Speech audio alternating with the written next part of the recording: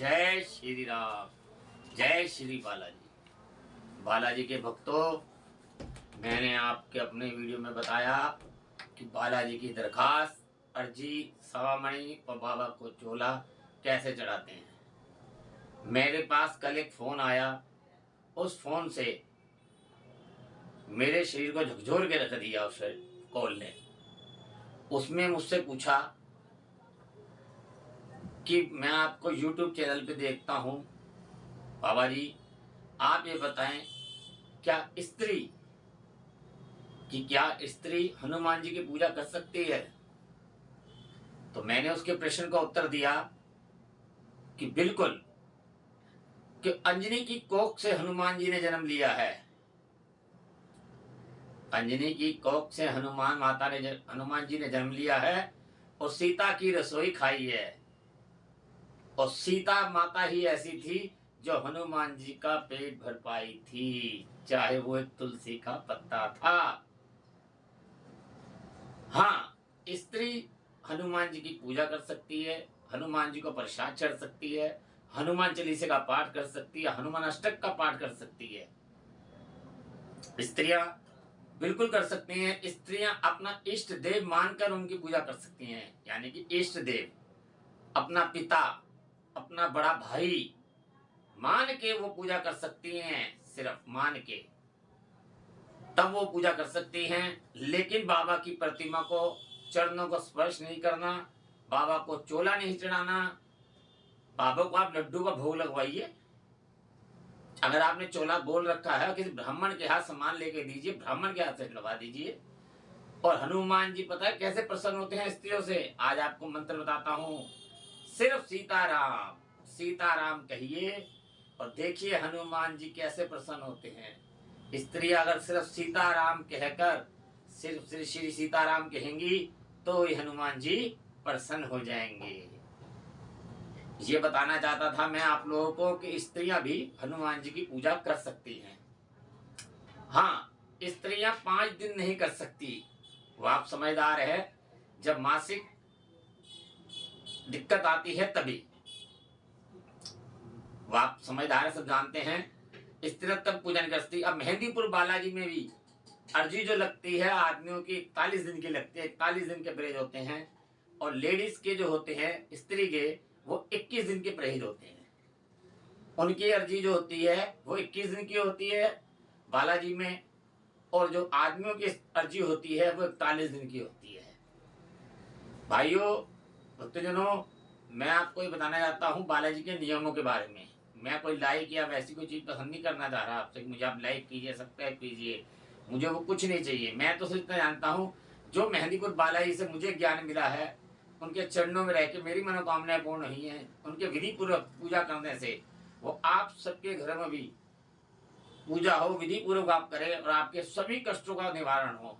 आप हष्ट पुष्ट रहें, परिवार में खुश रहें। मेरा तात्पर्य सिर्फ इतना ही है। मैं आपको और बताना चाहता हूं, इस कलयुग में आपने देखा है आजकल भाई भाई को नहीं पूछता, बच्चे अपने माता पिता को नहीं पूछते, बहन सगी भाई को नहीं पूछती। प्रथा चली आई है आजकल हिस्सा मांगने की, दहेज की, ये लालचीपन की। ये इनका कसूर नहीं है, कलयुग है।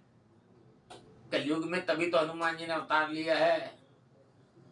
शंकर भगवान जी के 11वें रुद्र अवतार श्री बालाजी महाराज यानी कि हनुमान जी हैं। ये बात सत्य है और सत्य वचन से है। मैं आप लोगों को ये बताना, एक बात और बताना चाहता हूं। आप नित्य उठ के सिवे अपने माता पिता के चरण स्पर्श कीजिए, अपने गुरुओं को प्रणाम कीजिए, अपने मंदिर में माथा टेकिए। कल मेरी एक बात अधूरी रह गई थी, मैं आज आपको वो मंत्र बताने जा रहा हूं। आप बालाजी से कुछ मत मांगिए, कहिए बाबा मुझे कुछ नहीं चाहिए, ना तेरे से सोना चाहिए, ना चांदी चाहिए, ना हीरे चाहिए, ना मोती चाहिए, ना धन चाहिए, मुझे कुछ नहीं चाहिए। बाबा बस जीवन में एक काम कर दे कि बच्चे का कभी जीवन में कोई काम ना रुके। देखिए बाबा आपके सारे काम के संपूर्ण करेगा। इस 2 शब्दों में ही बात पूरी होती है कि बाबा मेरे सारे काम कर दे। आप सदा मेरे सारे काम कर दीजिए, मुझे कुछ नहीं चाहिए आपसे, और सबका भला कर। क्योंकि इन 2 शब्दों में सारी बात आ गई। अगर आपको पैसों की जरूरत है, धन की आवश्यकता है, तो आपको धन की प्राप्ति होगी, आपका कार्य नहीं रुकेगा। लेकिन सच्चे मन से, सच्चे भाव से, सच्चे प्रेम से। आजकल मैंने देखा है, आप अच्छी बात है मंदिर जाते हैं लोग, बहुत जाते हैं, लेकिन हर इंसान अपने क्या करे, कलयुग है, उनका कसूर भी नहीं है। क्योंकि ये सृष्टि है, ये दुनिया है, इसमें हर आदमी परेशान है। कोई धन से, कोई पुत्र से, कोई मोह से, माया से, सब परेशान हैं, उलझन में, इस कलयुग में उलझे हुए हैं। लेकिन मैं आप लोगों से फिर वही प्रार्थना करना चाहूंगा, भक्तजनों, मेहंदीपुर बालाजी दरबार एक सच्चा दरबार है। आप मंदिर दरबार नहीं जा सकते किसी कारणवश, आप सुबह उठिए, घर में दीपक की जोत जलाइए, और बालाजी महाराज के आगे, हनुमान जी के आगे दरखास्त लगाइए 10 रुपए की, और उनके आगे अपना दुखड़ा रोइए। ना कि किसी इंसान, ना किसी, मैं नहीं कहूंगा आप कहीं भी जाइए धक्के खाने, किसी के पास जाने की जरूरत नहीं। सिर्फ मेहंदी बालाजी की पहली दरखास्त सुबह उठ के लगाइए और कहिए, बाबा जो अपने मन के भाव हैं वो आपने बाबा से कहने हैं।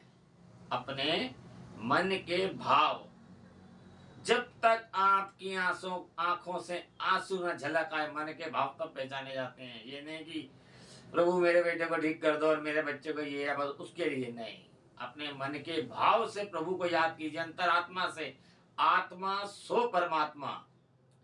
अगर आप सच्चे मन से याद करेंगे तो बालाजी महाराज इस कलयुग में, मैं लिख के दे सकता हूं इस बात को, आप मुझे कोई भी सजा दे देना, अगर आपका कोई कार्य जीवन में रुक जाए, बाबा की दरखास्त अपने घर में जरूर लगाइए, सुबह उठ के मत्था टेकिए। आप मंदिर नहीं जा सकते, मत जाइए, अपने घर में तो मंदिर है, बाबा की प्रतिमा रखिए, उसको पूजिए।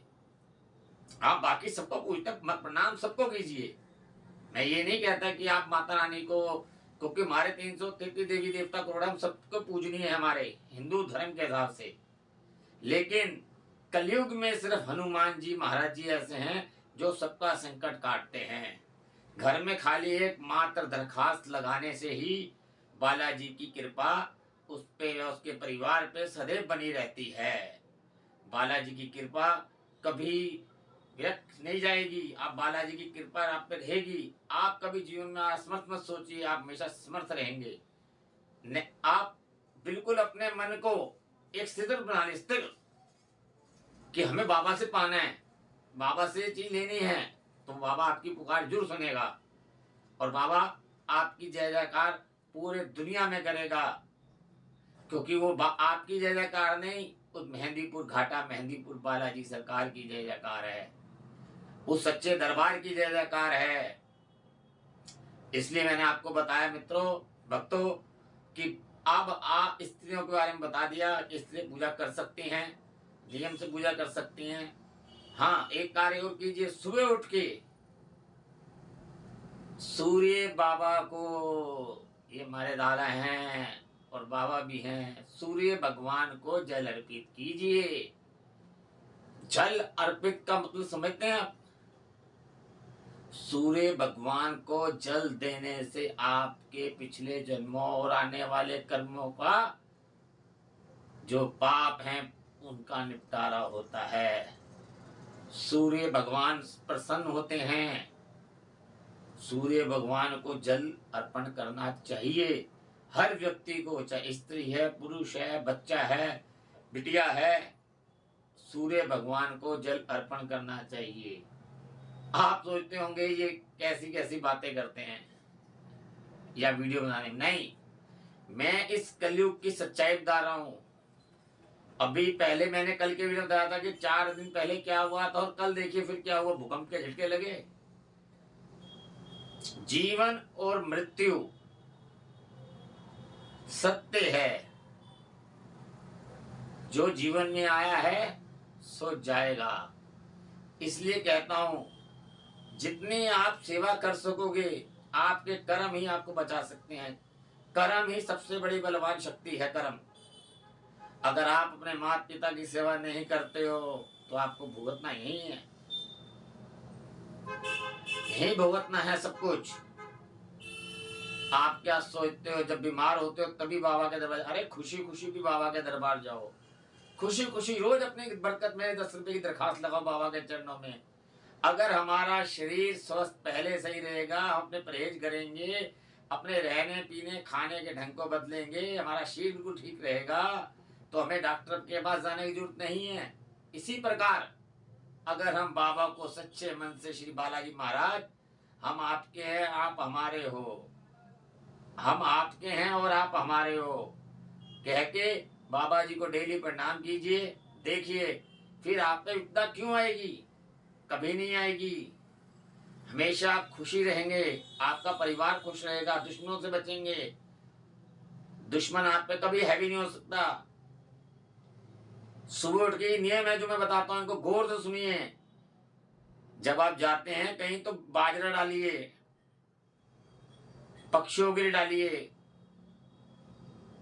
रोटी का दान कीजिए, गौ दान, गौ माता को दान किया हुआ बहुत बड़ा पुण्य है। हिंदू धर्म में, हिंदू धर्म में गाय हमारी माता है, पूजी जाती है। हम लोग तुलसी का पौधा भी घर लगाते हैं ना। कल मैं आपको आपके वीडियो में बताऊं, अपने वीडियो में बताऊंगा कि पीपल की पूजा कैसे की जाती है, और पीपल का अपने घर की छत पे उगना, पानी की टंकी के पास, ये शुभ है या अशुभ है। जय श्री राम, जय श्री बालाजी महाराज की जय, बोल सच्चे दरबार की जय।